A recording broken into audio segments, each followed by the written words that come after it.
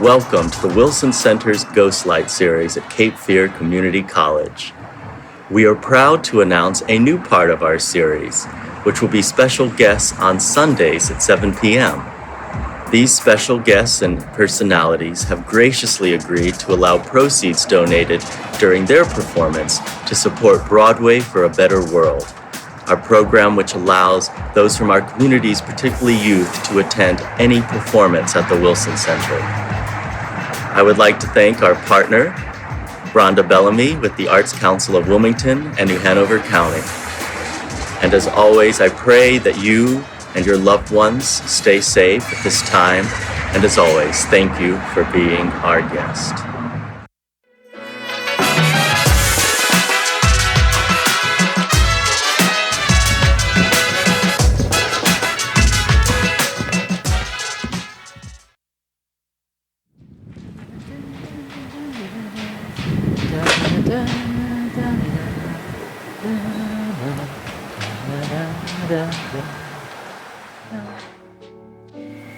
Hey, Miss Pittman.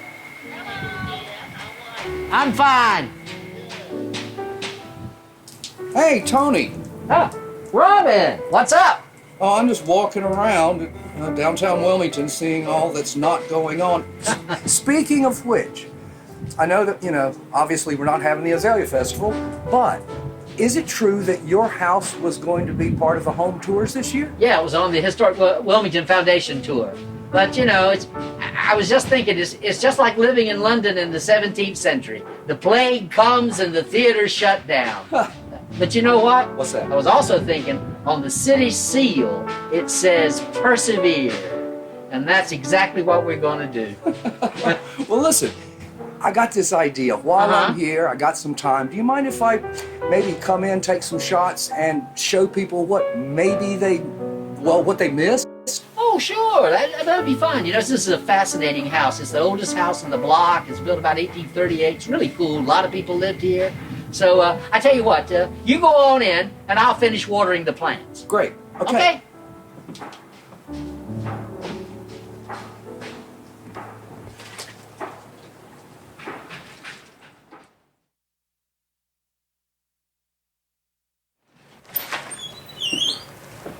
Wow, Tony.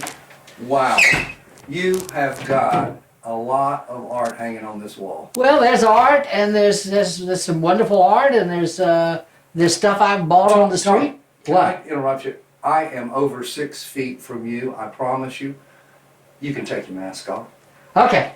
All right, we will throw caution to the wind.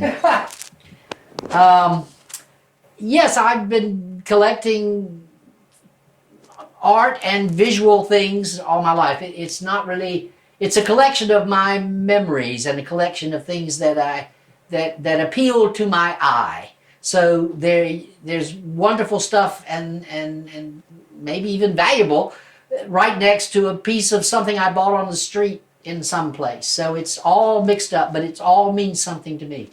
But there's like 10 Claude Howells, there's like a dozen Dorothy Gillespie's, there's 2 or 3 Mark Webbers, a lot of local artists, Nick Myjack. But I think probably the piece that in some ways is the most special in a way is the Claude Howell over here. Mm-hmm. And he did that on New Year's Day, 1946. It's a self-portrait. He did it on butcher paper, and he said he had a terrible hangover when he did it. And so I own it, and it was a gift. And that was his favorite image of himself. And at the Claude Howell Park, that is the image on the sign because that's what he wanted. Right. It's this whole house is sometimes it's been described as in the mind of Tony Rivenbark, or it's also the house of angles. Yes. Also, nothing is square. No. So things don't hang right. What were you telling me one day about rolling a... Oh, you literally could put a cannonball in the bedroom here and it would roll all the way down. I mean, the whole house. Because it's over 150 years old. So, it's like almost 200 years old. Well, I noticed some photos. Right. Tell me about those two. Well, the one my favorite is Mariah Quelch, who owned this house for about 10 years in the teens and 20s. And that's a photograph of her standing on the back, in the backyard, in back of the kitchen. And it was given to me by her granddaughter, who was sitting in a car out front of my house. And I walked out one day and I asked, "Can I help you?" And she said, "Well, I used to visit my grandmother here." And I said, "Would you like to come in?" And so I did. Oh, wow. And she had a great time. And then when she walked out, she said this was always a happy house. And so it was like a blessing. Anyway, about 3 weeks later, I received this picture of her grandmother in back of this house. I think this is so cool. Okay. And then, of course, it's called the Major Riley House. Elizabeth Stone owned the house. I bought it from her in '86. And she is the one who named it the Major Riley House. He was the man who surrendered the last fighting forces at Fort Fisher. Okay. And they had evacuated the fort, and he and 14 dudes got to the end of Federal Point where Battery Buchanan was, and that's where he surrendered. So the fort had fallen, but the last guy standing, I guess they were persevering. Anyway, they surrendered, and so that was the end of the conflict at Fort Fisher, which was a major battle in the history of America. And if you see the movie Lincoln, it starts with about the news about has Wilmington fallen, because that was so important, because that led to the surrender of Lee and ended that tragedy of the Civil War. Right. Oh, show me the other room, Tony.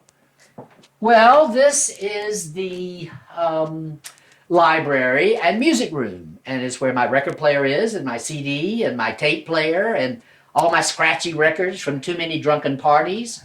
And I play them. I've certainly played them a lot lately. It's this section over here is theater. This section is local history. This section is world history. This is travel. The tobacco barn over there. I wouldn't have this if it hadn't been for tobacco. My family were in tobacco for many, many years, growing tobacco. That was in Duplin County. In Duplin County, where I'm from. There are little pictures scattered about. This fireplace works. This house, when it first was built, was just 2 rooms, and it was a hall and parlor, which means it had one larger room and one smaller room. And the larger room was called the hall, and the other room was called the parlor. And it didn't have a hall; it was just 2 rooms, and maybe one fireplace. We don't quite know. And it was built around 1838. And then in 1850, they added on a dining room and kitchen area and another bedroom, and put 2 china closets in these 2 on either side of the fireplace, and put in double fireplaces. And then later on in the 1850s, a center hall, well, when they added the 2 rooms, a center hall was created.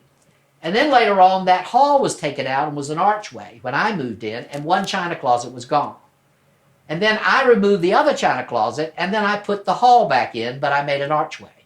So the house is not a restoration. This is not a period house. This continues to be caught in the act of becoming.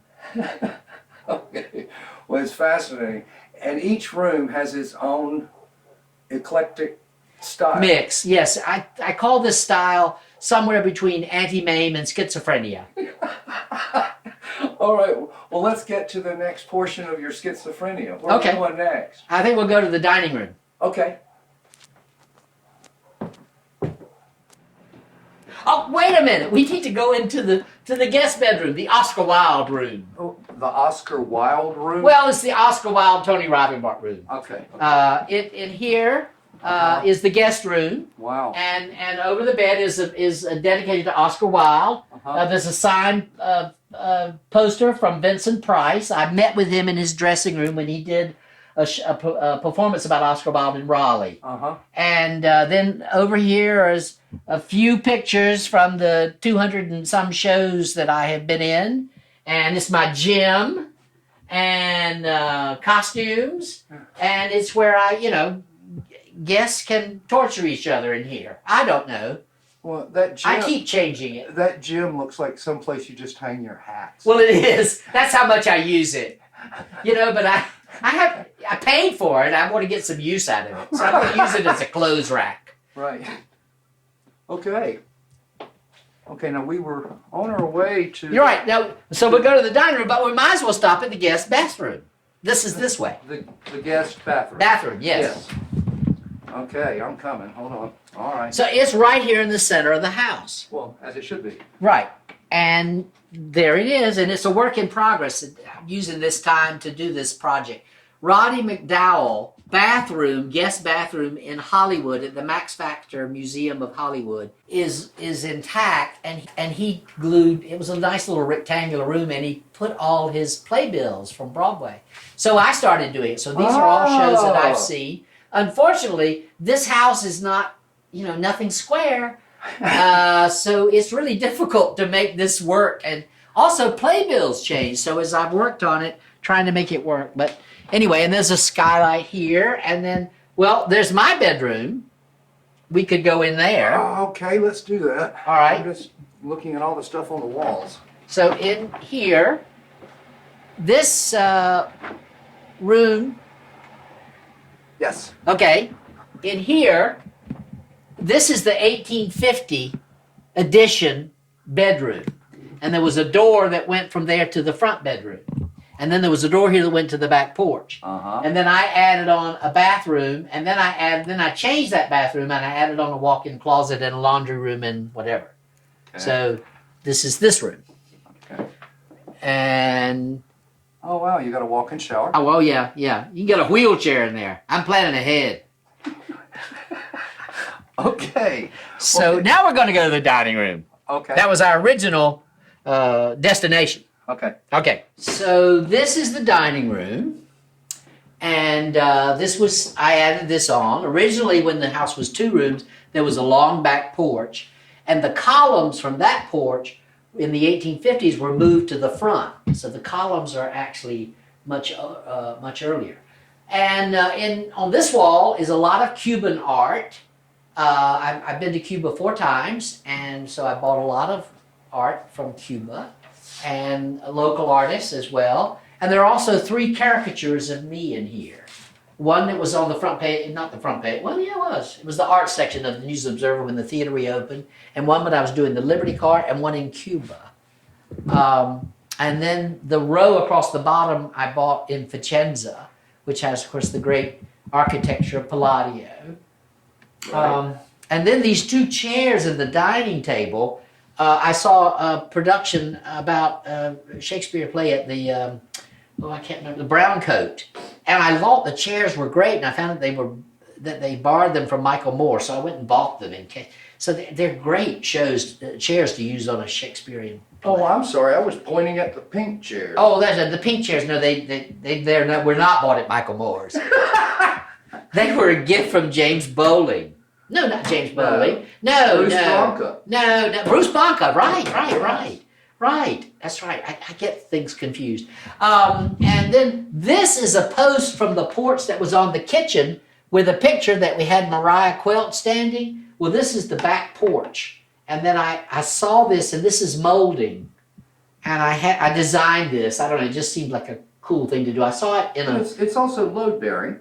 Oh, yes, it is. It holds up the corner of the house. That angle. Right. So then we walk into the back parlor, or the sitting room, and here we have, I couldn't find a sectional that I liked, so I created my own. So here is an 1840s sectional. This sofa probably was not a domestic. It was probably in a public building. It's a very massive. I mean, you could put a cannon on this thing and sail it across the Cape Fear River and sink the battleship. That's how. This thing took 6 people to get it out of Shane Fernando's attic. The only new piece in this house is this ottoman. Yes. Everything else is, I don't know, my treasure and somebody's trash. I don't know. But I guess my favorite thing in here, and is sort of what inspired the decor of this room, is the Dorothy Gillespie painting. And when I worked for Dorothy in New York... So she did different mediums. She did a lot. Oh, she did film. She did happenings. Uh-huh. I mean, she was incredible. She was a major force in the women's art movement. And in June, we're celebrating her 100th anniversary of her birthday at Thalian Hall. But anyway, this painting, she was doing an exhibit at Fordham University. And I went and bought the wood for the stretchers, built the stretcher, stretched the canvas, painted the gesso, then she painted the painting, then I framed the painting, and then I delivered the painting to the exhibit. And Dorothy said, the way you describe it, you're the one that does all the work. I just paint the paintings. But anyway, recently the frame was warped because evidently it didn't last. You know, this was like 76. So it was a long time ago. So I had it reframed, but actually in a nicer way, but the same idea. So it's, and then there are pictures of Dorothy across the bottom, a self-portrait, me and Dorothy, a portrait of her by Alice Neal, who was a great painter who I met, who wanted to do a painting of me. But I was too busy doing my thing in New York, so I didn't see. I could be hanging in the Whitney. And then those are two Cuban artists. Oh, this is a painting from Cuba. And then over here is Hester Donnelly, one of the few abstract paintings she did. There's another Gillespie. And there's where the two china closets. This room actually was a building, a separate building somewhere that was moved here in 1850 and added on to this house. It's all wood. I know you know that. Oh, yeah. The ceiling is wood, the walls are wood, and we've added the strips to cover the seams. But this was a separate building, which may well be older than the house. So this building, this part, maybe 1820. And then the kitchen was added on the back that you saw the picture of Mariah Quelch. And instead of a fireplace, I have a TV. Because that's what people used to. They used to stare at the fire. Now we stare at the TV. Can we take a real quick look at your kitchen? Yes! But let's not spend much time there. Okay. It's not together yet. Okay. Oh, okay. I'll just go on in there. Good for you. More art. Who knew? Well, this house is designed with, not designed, but there are 5 circles. Uh-huh. So even though it's a small house, you can have a lot of people here for a party because there are 5 ways for people to circulate.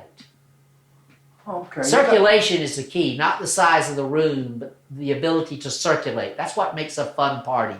And you have a little loft above your kitchen? Well, it's not a loft. I just had them knock out the ceiling and the rafters. Right. I don't know if the ceiling will come crashing down or not, but it's a tiny kitchen, but that gives it a feeling of openness.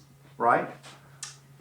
So let's see. Now we've seen the house basically, so I guess it's time to go for a celebration to the garden. Okay. This way.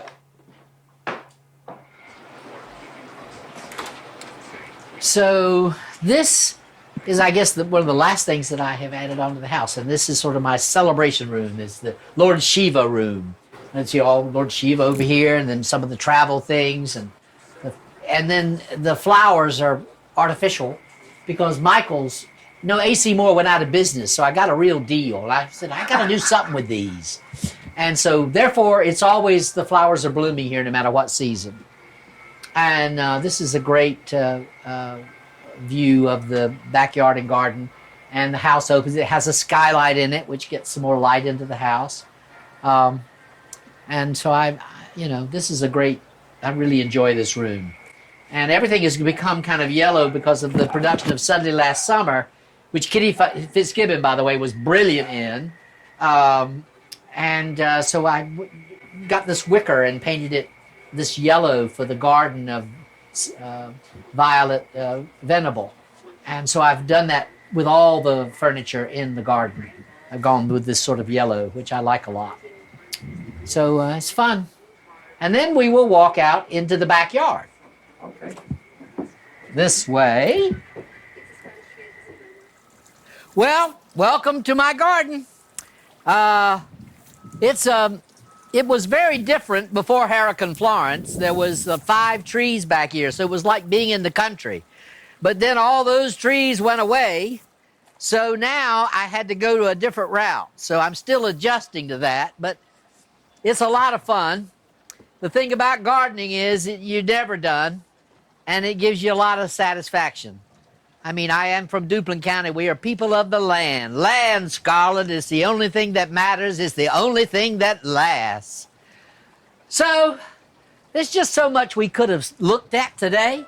Claude Howell's Buddhist monk robe in my bedroom, the Shakespeare niche, the showboat niche, just a lot of things. But the house is just chock-a-block full of things. But I really would love to show you, but come back another time and I'll tell you about some of the other things. I'm like the toys, like the Ferris wheel, like the that wonderful mechanical device I bought in Austin, Texas. That's cool. There's so many things that are just kind of neat.